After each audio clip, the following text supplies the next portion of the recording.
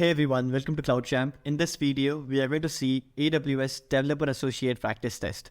So AWS Certified Developer Associate is a certification in AWS that showcases your knowledge and understanding of core AWS services, their uses, and basic AWS architecture best practices.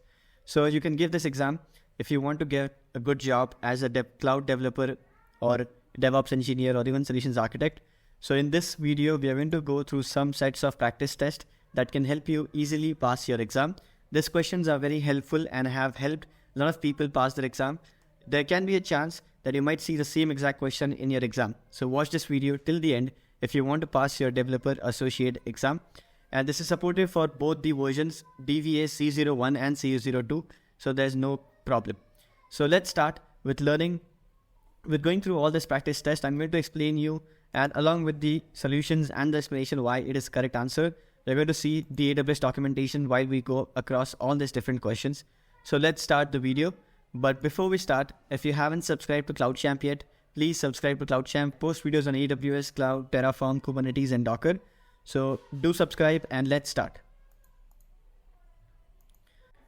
Okay, so the first question is, you are a developer working on AWS Lambda functions that are invoked by REST APIs using Amazon API Gateway. Currently, when a GET request is invoked by the consumer, an entire dataset returned by Lambda function is visible.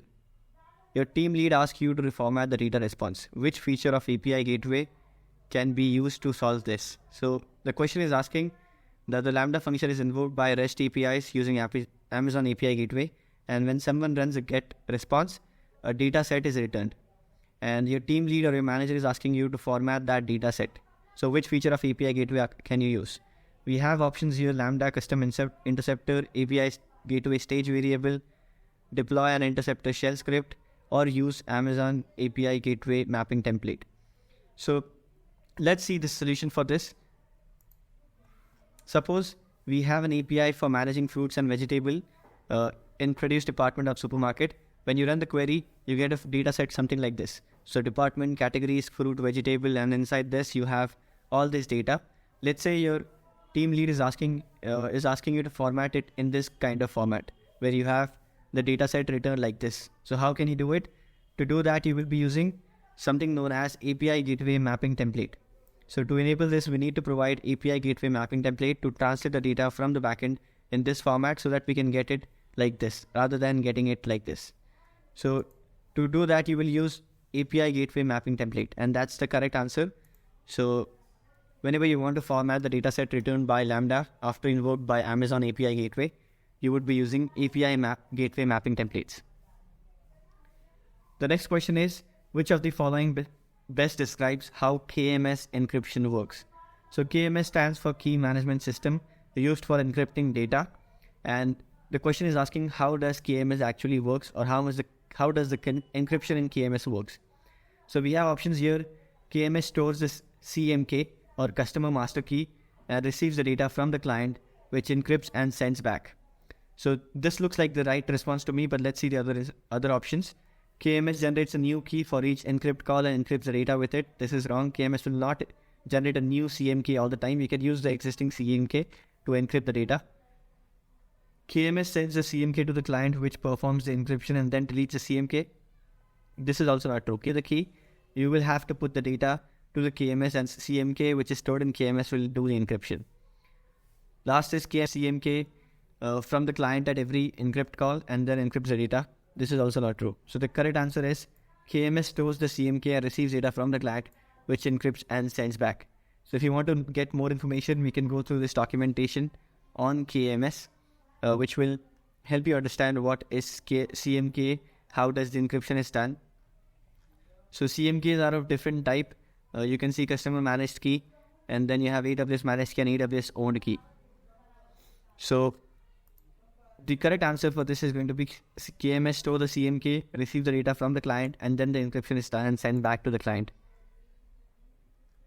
The next question is, a company is looking for optimizing their Amazon EC2 instance cost. And then these instances are sure to run for a few years, where the instance type might be changed based on the requirements.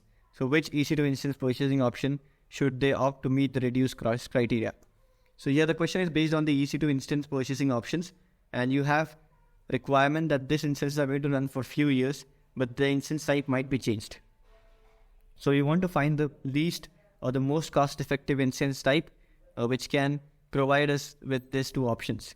To understand this, you can watch my video on purchasing options on AWS. You can watch this video where I explain what are reserved instances, scheduled reserved instances, convertible reserved instances. But whenever you have a criteria where you're going to run an instance for a few years and you want to change the instance type in between, then you should go with convertible reserved instance, which is the most cost effective.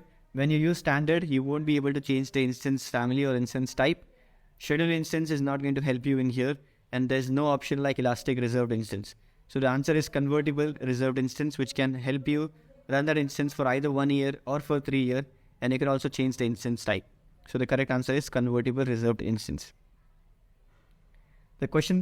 Next question is, technical lead of your team has reviewed CloudFormation YAML template written by a new recruit and specified that there's an invalid section that has been added to the template. Which of the following represents an invalid section? So a new recruit wrote a CloudFormation template and he has added an invalid section. We need to find what is an invalid section in the CloudFormation template. So we have options like resources. We have options like resources, dependencies, conditions, and parameters. If I show you documentation of this, let's go to this documentation and see what does a CloudFormation template look like. So here's the JSON format template, and here is YAML format template. If I show you in YAML, there is description, metadata, parameters, rules, mappings, condition, resources, outputs. So we can see the resources here. We can also see conditions here. We can see parameters here. So there's resources, conditions, and parameters, but there's no dependency. So dependencies are in invalid section in CloudFormation template. Question 5th is, a developer has been entrusted with the job of securing certain S3 buckets that are shared by large team of users. Last time a bucket policy was changed, the bucket was available for everyone outside the organization too. So which feature or service will help the developer identify similar security issues with minimum effort? So here the question is asking you to find a service that can help you tell what is the policy going to do, like who is going to access that service if the policy is attached. So which service can you use? So options are IAM Access Analyzer, S3 Object Lock, S3 Analytics, and Access Advisor feature on IAM console. So options are IAM Access Analyzer, S3 Object Lock, S3 Analytics, and Access Advisor feature on IAM console. If I go to the dashboard and show you what is an IAM Access Analyzer, let's go to our AWS dashboard. And I'm going to go to my IAM. In IAM, you can find the option. You can find Access Analyzer here. So Access Analyzer, if you go to that page, Access Analyzer is used to monitor access to the resources, and you can define the scope, like who should access this, either organization or an AWS account, and this is a zone of trust. So using this, you can identify if someone else has access to your resources or not. And this is actually what we want. So Access Analyzer looks like the correct answer to me, but let's see the other options. So S3 Object Lock. Object Lock is used to prevent writes on S3. So this is not what the question is asking for. This is not the correct answer. S3 Analytics is also not the correct answer, because by using Amazon S3 Analytics, you can analyze the storage patterns and then you can choose the right storage class. So this is not what the question is asking. So this is not the right answer. Next, you have Access Advisor. Access Advisor in AWS will let you know what are the unused role, and then you can remove that role. So if you go here and go to any of these users, you can find Access Advisor settings. Let's go to Alex user here, and you have Access Advisor setting here, and you can find any of the services that are not used by that particular user. So you can remove that from their permissions.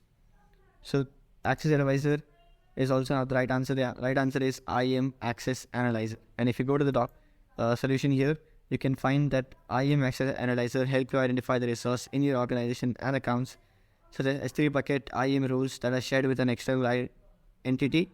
This lets you identify unintended access to your resources data, which is a security risk. You can set the scope for your analyzer to an organization or AWS account. That is correct. So we can also see the other options like S3 Object Lock. It says you can only use write once and read many to prevent accidental or inappropriate deletion of data. So this is not the right answer for the current scenario. So the correct answer is IAM Access Analyzer. Let's go to the next question, which is question 6. Question 6 says a development team lead is configuring policies for his team at an IT company. Which of the following policy types only limit permissions out but cannot grant permissions? So among these, which of the policies can only limit permission but do not grant permission? So you have permissions boundary, you have AWS organization SCP, you have identity based policy, resource based policy, and access control policy. So the question is asking for the policy which can limit access but not grant it. So to understand this, we can go to this documentation. You can see the answer, but let's understand why these two are the correct answer, why permission boundary and organization SCP are correct answers. Let's go to this documentation by AWS, and you can find the different policy types here. So in the options we have identity, resource, access, and then these two. So let's go to identity based policy. You can find it here. Identity based policy are attached, managed, and inline policies to IAM identities, and identity based policies grant permissions to an identity. So this is granting permission. It is not limiting permission, which the question is asking for. So which policy types only limit permission but cannot grant permission? So identity is out of the option now. Then you have resource based policy. If you see resource based policy, it is used to grant permissions to the principal that is specified in the policy. So resource based policies grant permission to the principal that is specified. So this is not limiting or policy, but this is granting it, which is not the question wants. So this is also not the option. Next, you have permission boundaries. So this is used for an IAM entity. This policy defines the maximum permission that an identity policy can grant, but does not grant permissions. So this is not granting permission, but limiting the permissions. So this is one of the answer. So first option is permissions boundary. Let's see the next, which is organization SCPs. So use organization SCP to define the maximum permission for account members of an organization or organization unit. SCP limit permission that identity-based policies or resource-based policies grant within the account but do not grant permission. So you can see it is limiting the permission but not granting any permissions. So this is also the correct answers. So these two are the correct answers: permission boundary and organization service boundary. If you see for access control list, you can find it here. Access control list are used to grant permissions. So access control list across that grant permissions to specified principals. So the correct answer is permissions boundary and organization SCP can only limit permission but cannot grant permissions to any AWS identity or entities. Let's go to the next question, which is question 7. A developer has been asked to create an application that can be deployed across fleet of EC2 instances. So developer has been asked to create an application that can be deployed across fleet of EC2 instances. The configuration must allow full control over deployment steps using blue-green deployment.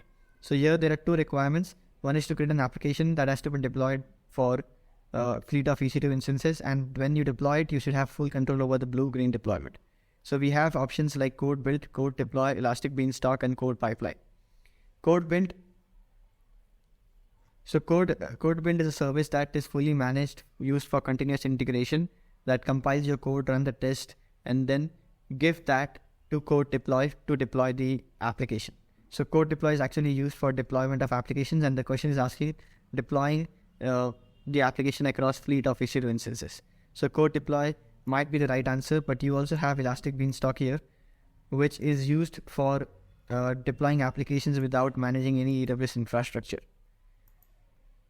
The code work, and if you see the fourth option is code pipeline. Code pipeline is automated build, test, and deploy phases. So you can just put the stages in code pipeline. So it is not actually used for deployment. We have to use underlying services like code deploy to deploy the application. So among these two, which one is the correct answer?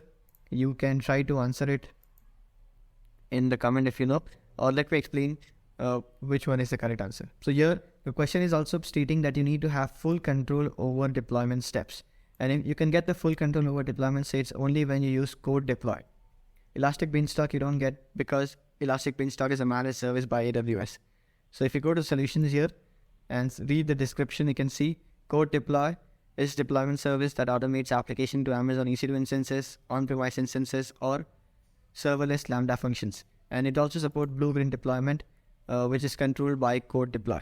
So you have all the control options. And if you see Elastic Beanstalk offers hook but does not as much control as Code Deploy. So the correct answer for this scenario is going to be Code Deploy, which is a deployment service in AWS that lets you deploy on EC2 instances, Lambda functions, and also on-premise service. Let's go to question 8. So the question 8 states, a development team at an IT company wants to make changes to a current application written in Node.js and deploy on a Linux server. The team lead would like to decouple the application into microservices, package the application to Docker container, which is then run on AWS infrastructure. Which AWS service is best suited for this change? So according to the question, we have an application written in Node.js and we want to deploy it on Linux server. So, and also we need to create a microservice and deploy this in the form of Docker container. So whenever you hear Docker containers or Docker services in AWS, you need to look for ECS, ECR. So we have two different Docker services here, ECR and ECS. ECR is a service which lets you store Docker images, kind of a Docker hub where you can store your private images. And you have ECS, which you can use to deploy Docker containers on EC2 or using Fargate, which is a serverless option. So here the question is asking you to deploy it on Linux server. So it's going to be an EC2 instance.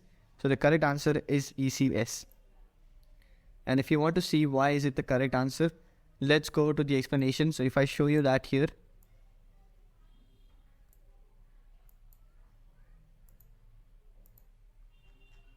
so you can see the explanation here.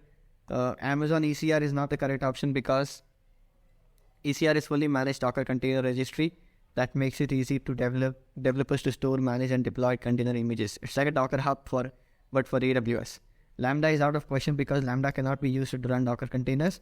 It is used to run code without provisioning or managing servers. Then you have step functions, which are not used to run Docker container. There is a web service that enables you to coordinate the components of distributed applications and microservices using visual workflows. So the question is asking which service can be used to deploy Docker containers on Linux servers, and that is done by using Amazon ECS. So the correct answer is ECS. Next question is, Code Commit is a managed version control service that hosts private Git repositories in AWS Cloud. Which of the following credentials type is not supported by IAM for Code Commit? So I recently uploaded a video on Code Commit. If you haven't checked it out, I would recommend you checking it out so that you can answer this question easily. So Code Commit is a service in AWS that lets you host private Git repositories similar to GitHub or GitLab.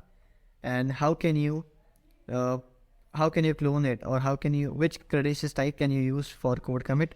So you have options like IAM username and password, SSH keys, grid credentials, and AWS access keys. So the correct answer here is IAM username and password.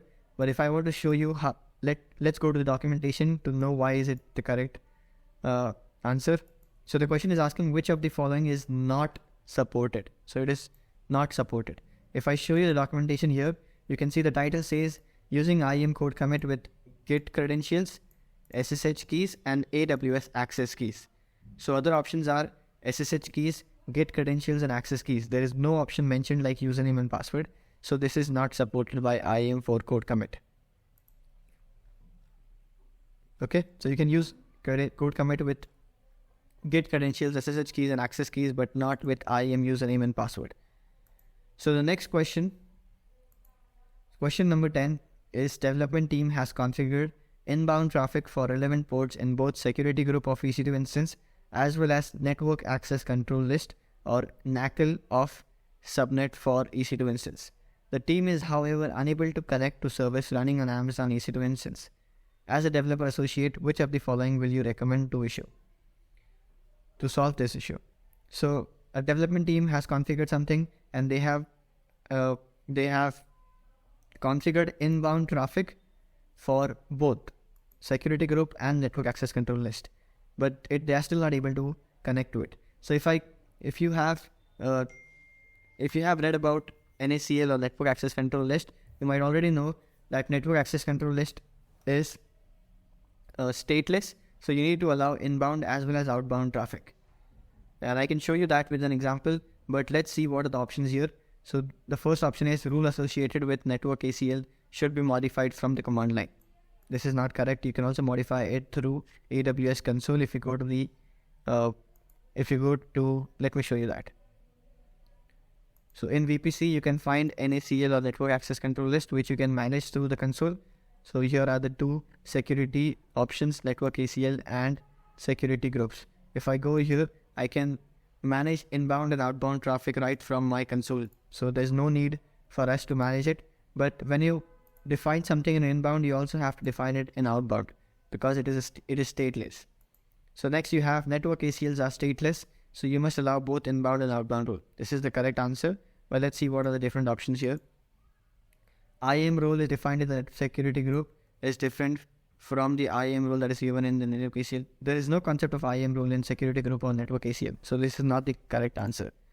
Next you have security groups are stateless. So you must allow both inbound and outbound. No, security group are stateful. And if you allow inbound traffic, outbound traffic is also allowed. To explain you this more clearly, let's go to the diagram which differentiates security group and NACL. So you can see all of these, but let's focus on something on this fifth point. So security group are stateful. Return traffic is allowed regardless of the rules. But NACLs are stateless. Return traffic must be explicitly allowed by the rules. So this question where the application is not connecting is because the NACL has only been defined inbound traffic, not outbound traffic. So you need to define both inbound and outbound traffic. So the correct answer is network ACLs are stateless, and you must allow both inbound and outbound traffic. Next we have question 11, which is to enable HTTPS connections for this web application deployed on AWS, a developer is in process of creating server certificate. Which AWS entities can be used to deploy SSL or TLS certificate? So here we want to have an HTTPS connections using SSL certificate on the web application. So which AWS service can be used to deploy SSL certificates? So we already know there's a service named as ACM or AWS Certificate Manager that is used to manage, provision, manage and deploy SSL TLS certificate. So this is the answer if it is present in the option. So you can see AWS Certificate Manager can be used to deploy SSL certificate, but the question is asking for you to select two options. So which of the other option can you choose to deploy certificate? Let's go and check that. So we have CloudFormation. CloudFormation is used to create templates that can be used to deploy architectures or infrastructure as a cloud. So if you want to deploy EC2 instance, you can define that in CloudFormation. So CloudFormation cannot be used for deploying SSL certificate, but it is used as infrastructure as code to create stuff on AWS. Then you have Secrets Manager. AWS Secrets Manager is used to store secrets and environment variables, and you can also rotate them, but it is not used for deploying SSL or TLS certificate. So Secrets Manager is easily rotate, manage and retrieve secrets. You cannot use it for deploying SSL certificates. Next you have IAM. So IAM is an identity-based access management service. So if I go to IAM here, it can be used to provide permissions to users, groups and roles, because using IAM you can upload your SSL certificates that can be used by web application or by load balancer as well. So the correct answers are AWS Certificate Manager and IAM. To show you the explanation, let's go to the explanation here and see. So ACM is preferred tool to provision, manage and deploy server certificate. With ACM you can request a certificate. IAM is used as a certificate manager only when you support HTTPS connection in a region that is not supported by ACM. So these are the two services which can be used to deploy SSL certificates. The incorrect options here are Secrets Manager. So you already know that it is used to protect secrets needed by your application, and you can easily rotate, manage and retrieve database credentials, API keys and other secrets. AWS System Manager is an incorrect option because it gives you visibility and control of your infrastructure. System Manager provides a unified user interface, so you can view operational data for multiple AWS services that allows you to automate operational tasks such as running command, managing patches and configuring servers. So you can use this to connect to the AWS services instances and then run commands on it, but cannot be used for deploying SSL certificates. CloudFormation, as said, is used for allows you to use programming languages or simple text file to model and provision in an automated and secure manner. So the right answer is IAM and ACM can be used to deploy AWS, can be used to deploy SSL certificates. So that was question 11. Let's go to question number 12. So the question number 12 says, a financial services company is undergoing compliance audit by a regulator. The company has 100 of IAM users that make API calls, but specifically, it needs to determine who is making KMS API calls. So whenever you hear audit, you're going to look for two different services, config and CloudTrail. So these two are used for audit purpose. And if it is audit for checking API calls or audit for a particular account, then you will select CloudTrail. But if it is audit for a particular resource, then you're going to use AWS config. So here we are going to check the API calls performed on a KMS. So which means we need to use CloudTrail. If I show you the description or the solution for this, let's see the explanation. It says with CloudTrail you can log, continuously monitor and retain account activity. You can use CloudTrail to answer the question who made an API call to modify this resource. So using CloudTrail you can easily check who has made the API call to KMS or to any other service, even security groups. So you cannot use CloudTrail to maintain the history of resource, but can be used to check who has made, and you have the event history of all the. AWS config, on the other hand, is a service that enables you to access, audit and evaluate the configuration on your AWS resources. Okay, it's used on AWS resources, which can be an AWS instance, S3 buckets or anything like that. The other options, the X-ray, are used to debug and analyze distributed application, but cannot be used to check who made the API call. So this is not the right answer. CloudWatch is used to monitor services, and it is not used to audit or record the API calls. So CloudWatch is also not the right answer. The right answer is CloudTrail, which can be used to audit and check who made the API call to KMS. Next we have question number 13. So question number 13 says, in addition to regular sign-in credentials, AWS supports multi-factor authentication for accounts with privileged access. Which of the following MFA mechanism is not supported by root user authentication? So MFA or multi-factor authentication is kind of a security mechanism which lets you enter a code when you sign in. After you put your IAM username and password, you will need to enter a code which can be done using a virtual MFA devices, UTF security or hardware MFA device. But you can also use SMS text-based MFA. So the question is asking which of the following is not supported by root user authentication. Which of the following is not supported by root user? Not IAM, but root user. To understand this, let's go to the AWS documentation, which talks about MFA. So if I scroll down, I should see the link here. And then you can see the answer. It says SMS text-based. But why it is the answer? You can find here in this AWS documentation that talks about MFA or multi-factor authentication. So if I scroll down, you can see the different options. You have security key, virtual MFA device, hardware token, and you don't have the option saying SMS based for root access. So the correct answer is SMS text message based MFA is not supported by root user authentication. It supports UTF, virtual MFA and hardware MFA. So you can use authenticator, auth key or UV key, but not SMS based MFA. Next is question 14. It says you're a developer doing contract work for the media sector. Since you work alone, you opt for technologies that require little maintenance, which allows you to focus more on your coding. You have chosen Elastic Beanstalk. So Elastic Beanstalk is a service that lets you focus on your coding and not on the deployment part, because everything is done by AWS. So you have chosen Elastic Beanstalk to assist with deployments of your application. While reading online documentation, you find that Elastic Beanstalk relies on another AWS services to provision your resource. Which of the following represents this AWS service? So you have different services, and the question is asking, when using Elastic Beanstalk, which deploys everything on their own, what AWS service is used to deploy their applications? So we have CloudFormation, Code Commit, Systems Manager, and Code Deploy. So we know that Code Commit is a Git repository. It's kind of a repository. Code Commit is an AWS service to host private repository.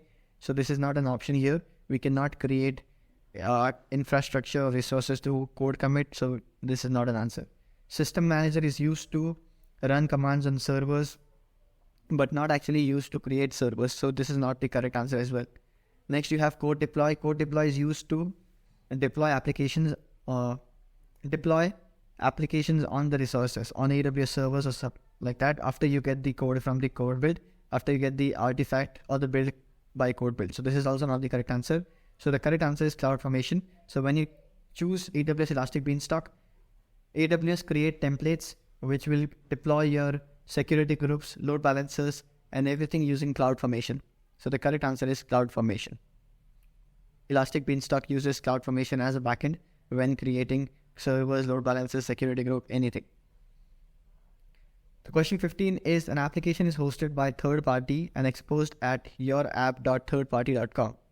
You would like to have your users access your application using mydomain.com, which you own and manage under Route 53. Which Route 53 record should you create? So you have options like alias, PTR, a record, and CNAME. The question is asking that you have an application that is running on your app.thirdparty.com, but you want that application to be running on mydomain.com. So you want to map this domain with this one so that you can see the application on this domain. So whenever you want to map a domain with a domain, you're going to use CNAME, because alias is used to map a domain name with an IP address. PTR is a record is used to map domain name with IP address. PTR is used to map IP address with domain name, and then alias is something that can be used with AWS services. To explain you this in more detail, let's go to the solutions and explanation part. So here you can see CNAME records are used to map one domain with another. For example, acme.cloudchamp.com can be mapped with example.com or example.net, whereas a record is used to point domain or subdomain to an IP address, and they cannot be used to map one domain to another domain, which the question is asking for. So this is not the correct answer. PTR or pointer record resolves an IP address to a fully qualified domain name as opposed to the a record does. Next we have alias. So alias record lets you route traffic to selected AWS resources such as CloudFormation, distributions, load balancers, and Amazon S3 bucket. So you can use alias if you want to connect your domain with these AWS services. So whenever you want to map domain with domain, you're going to go with CNAME record. So this is all. I hope you understood and you have an idea of how you can choose options in your AWS Developer Association. If you like this video, please subscribe to my channel, and if you want to have part 2 of this, let me know in the comment section. I can post more videos and I have a lot of question sets. So let me know in the comment section if you understood the video and how was the explanation about each question. So thank you and have a good day.